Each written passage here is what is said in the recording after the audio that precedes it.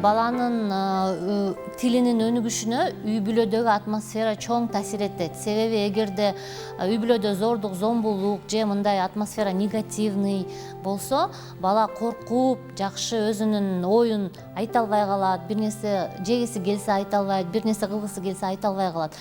Канчалык үй бүлөдөгү атмосфера жакшы болсо, ушунчалык бала жакшы сүйлөйт, жакшы мындай организми жакшы өнүгөт да. Себеби логопедияда, психологияда 3 минуталык эреже деген бар. Жумуштан келгенден кийин баардык нерсени таштап, сумканы таштайсыз, сотовый телефонду таштайсыз. 3 минуталык эрежеде балаңызды кучактап, учурашып, кандай ден соолуктар жакшыбы, мектепте кандай жаңылык болду, садикте кандай жаңылык болду, сен эмне тамак жедиң, курсаң тоокпу, бүгүн кандай оюндарды ойнойбуз деп бала менен мындай тыкыз байланыш болуш керек. Ошондо дагы негизи бала өзүнү эркин сезип, жакшы чоңоет.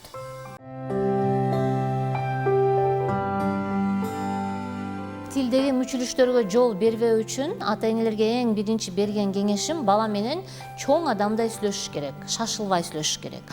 Мисалы биз кээде эркелетип сүйлөп калабыз. Өзү мындай негизи айтканда эркелетпей чоң адамдай мамиле кылыш керек, чоң адамдай сүйлөшүш керек да. Мисалы бала келди мектептен, ассалому алейкум, кандайсың, жакшысыңбы? Анан кийин ар бир сөздү шашпай, тыбыштарды чыгарып сүйлөшүбүз керек.